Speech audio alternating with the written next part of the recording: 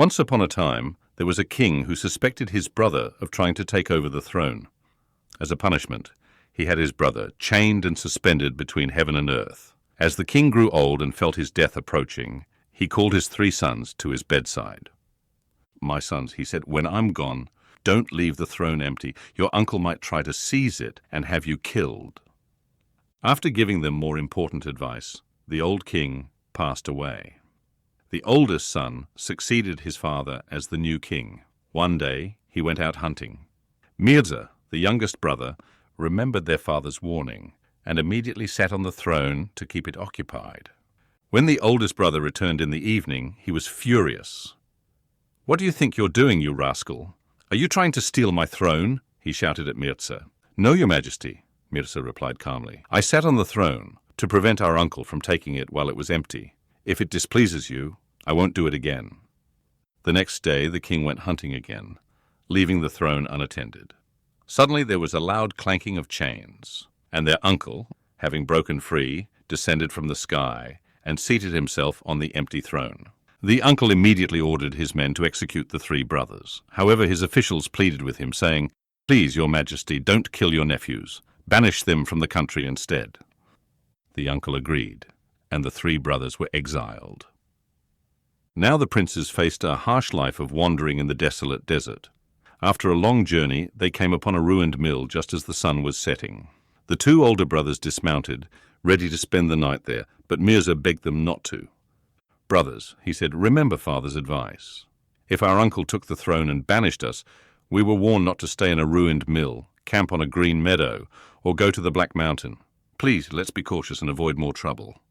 "Quiet, you coward!" His older brothers scoffed. They began preparing to stay in the mill. The oldest brother announced, "Let's let the horses graze. You 2 go to sleep. I'll keep watch all night." After eating, the 2 younger brothers went to bed.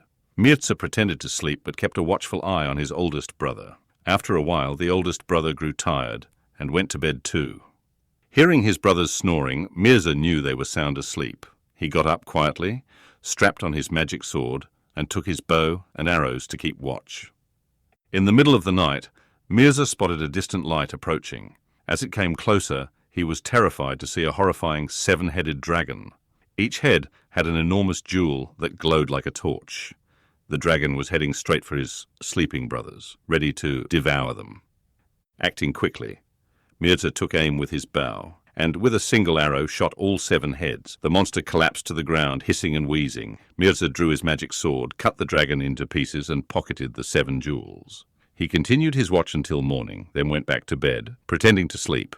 When the oldest brother woke up, he nudged Mirza, saying, "Get up, lazy bones.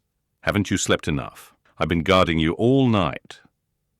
The 3 brothers resumed their journey until they reached a green meadow. Once again, the 2 older brothers wanted to camp there for the night, ignoring Mirza's warnings about their father's advice.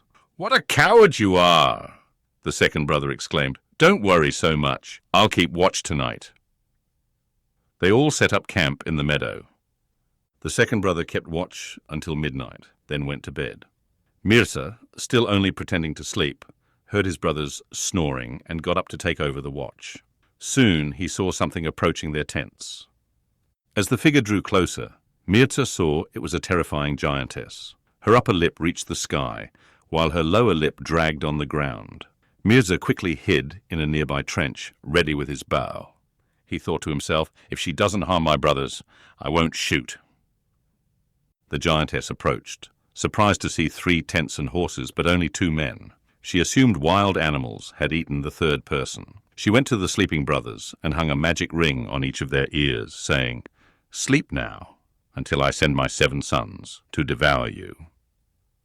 Mirza followed her to a large rock, which was the entrance to an underground cave. The giantess turned the rock over, entered the cave, and called out, "Wake up, boys. I've found a good meal for you. Go feast on the 2 humans, and save some for me." Mirza stood at the cave entrance with his magic sword. As each of the 7 giant sons came out, he cut off their heads one by one. Then he entered the cave and confronted the giantess. "You ugly hag!" he shouted. "How dare you send your sons to eat my brothers?" With that, he cut off her head too. Mirza returned to his brothers, who were still snoring. He removed the sleep rings from their ears and as dawn broke went back to bed, pretending to sleep. In the morning the second brother nudged Mirza, saying, "Get up, sleepyhead. Are you going to sleep until noon? Have some pity on me, I've been watching all night." They all got up and continued their journey. That day they reached the Black Mountain. Once again, the two older brothers wanted to camp there, and once again Mirza tried to dissuade them. "Please, brothers," Mirza pleaded, "let's follow our father's advice this time. Let's avoid this enchanted ground. We've been lucky twice, but the third disaster might be fatal." "What a coward you are," his brothers scoffed. "Nothing bad happened at the mill or the meadow. It's your turn to watch tonight, that's why you're complaining. Be quiet. We're camping here, and you're keeping watch." They set up camp, and after eating, the two older brothers went to bed. Mirza prepared for his watch, but after midnight, exhausted from the previous 2 nights, he sat down to rest and accidentally fell asleep. When he woke up near dawn, he was dismayed to find the fire had gone out. This would disgrace him, as it showed he had slept during his watch. He couldn't relight it because his brothers had the flint and steel. Mirza ran to the top of a nearby hill where he saw a light in the distance. He decided to fetch some embers from that fire to rekindle his own. On the hilltop he met an old man winding a ball of black thread with a ball of white thread beside him. "Good day to you, father," Mirza said politely. "God's blessing upon you," the old man replied. "Who are you, and what are these balls?" Mirza asked curiously. "I am Time," the old man answered. "This black ball represents the night, which is nearly over. When it finishes, morning breaks. Then I'll roll this white ball down the hill, which represents the day. It'll unwind until noon, then I'll wind it back up until evening." Mirza, seeing an opportunity, snatched the black ball from the old man's hand and rolled it down the hill, unwinding it. "Now, father," he said, "please wind it up again. I need this night to be a bit longer. I have much to do." With that, Mirza hurried towards the distant light. He found it coming from a cave with a huge cauldron over a fireplace. The cauldron had 40 handles and was cooking the meat of 7 oxen. 40 giants lay sleeping around it. Mirza carefully approached the fireplace, lifted the massive cauldron, took some embers from underneath, replaced the cauldron, and started to leave. Unknown to him, one of the giants was awake and saw everything. After Mirza left, the giant woke his brothers and told them what he'd seen. The giants were amazed that a human could show such incredible strength. They decided to make this extraordinary person their partner and ran after him. When they caught up with Mirza, they proposed that he become their brother. Mirza agreed, and they all made a pact to help each other in times of need. Mirza returned to his camp, rekindled the fire, and took a quick nap. When his brothers woke up, they nudged him, saying, "Get up! We've been watching all night, and you're still sleeping?" Mirza said nothing. They all mounted their horses and continued their journey until they reached the city of the king of the Black Mountain. They set up camp in a meadow outside the city. That night, as Mirza kept watch, he saw giants heading towards the king's palace. As they got closer, he recognized them as his newly adopted brothers, each carrying an enormous iron nail, as tall as a man. "Godspeed," Mirza called out to them. "You too," the giants replied. "Come help us tonight, and we'll give you these 3 golden apples as a gift. The king has 3 daughters we've been hunting for 7 years but can't find. We made these apples to win their love, but we'll give them to you if you help us. We made these iron nails to climb the walls." Mirza's anger began to boil, but he carefully hid his feelings. "Very well," he said. "Tonight you'll achieve your goal, but you must follow my instructions." He led the giants to the palace wall.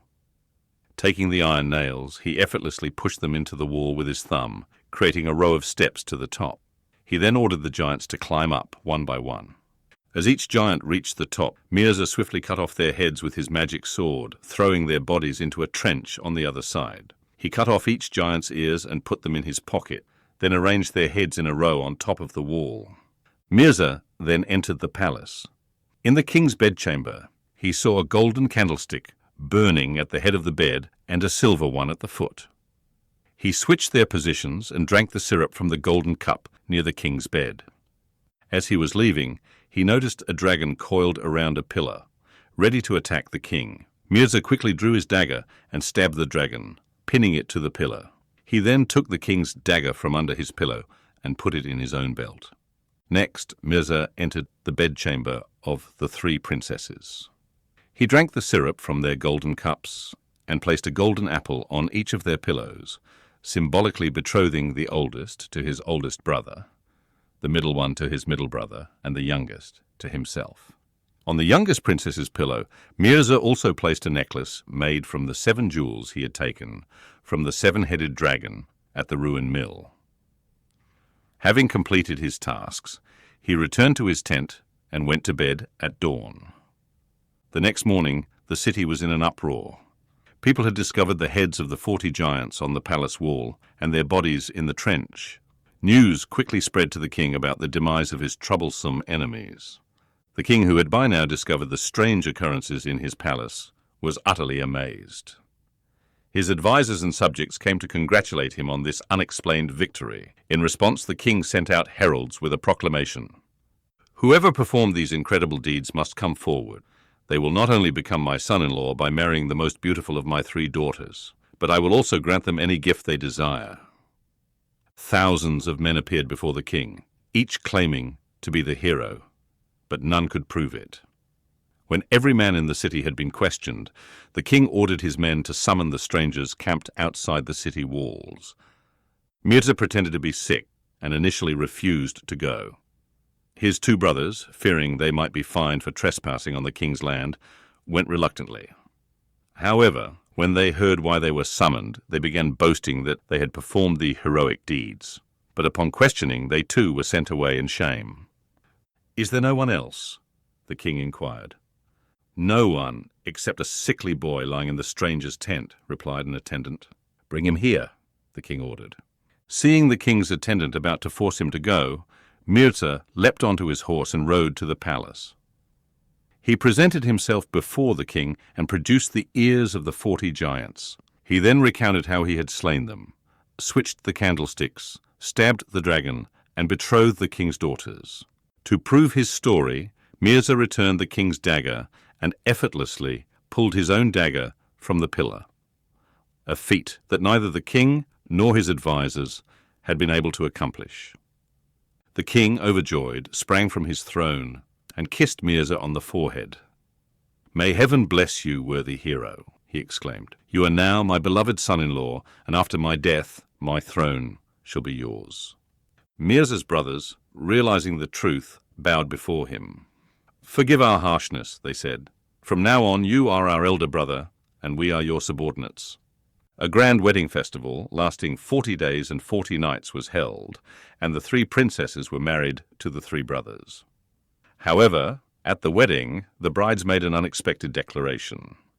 "We are not meant for such frail men as you," they said. "Do you think killing 40 weak giants is truly heroic? We have a lover upon whose chest roses and lilies grow. If you are truly valorous, go fight the roaring giant, our true love. Only if you defeat him will we be yours." The next morning, Mirza advised his brothers to keep this challenge a secret to avoid public ridicule. He then took leave of the king, saying he had important business that would keep him away for 2 months.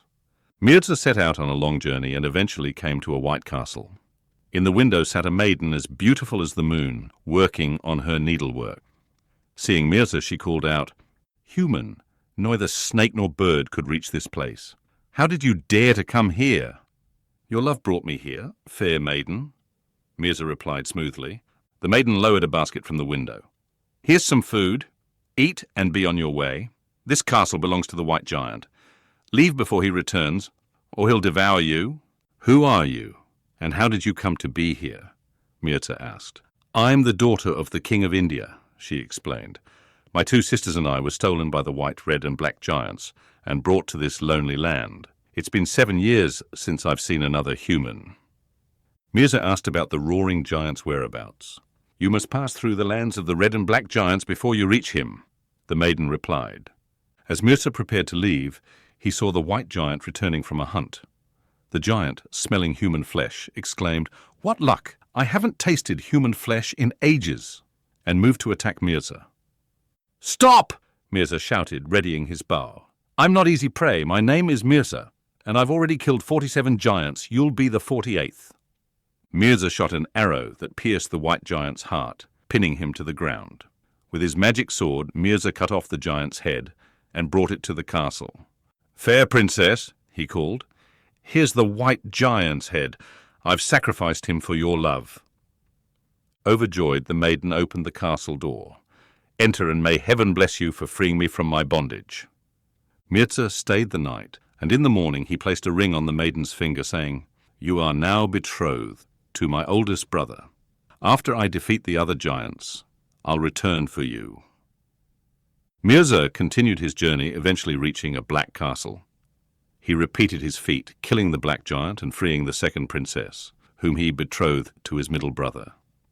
Finally, he came to a red castle. The princess there was as beautiful as the sun, and Mirza fell in love at first sight. The feeling was mutual. "Human, beware of the red giant," she warned. "I've come to fight him," Mirza replied. "I've already killed the white and black giants and freed your sisters." "But the red giant is a sorcerer," the princess cautioned. "When cornered, he transforms into a mound of earth with a smoking hole, devouring anyone who approaches." Soon after, the red giant appeared, brandishing his massive mace. "Ah, a delicious morsel has come to me willingly," he exclaimed upon seeing Mirza. "Let's fight and see who'll be the morsel," Mirza retorted, readying his bow. The giant hurled his mace at Mirza, who caught it effortlessly. "I've killed 49 giants, including your white and black brothers. I'm Mirza, and you won't escape me."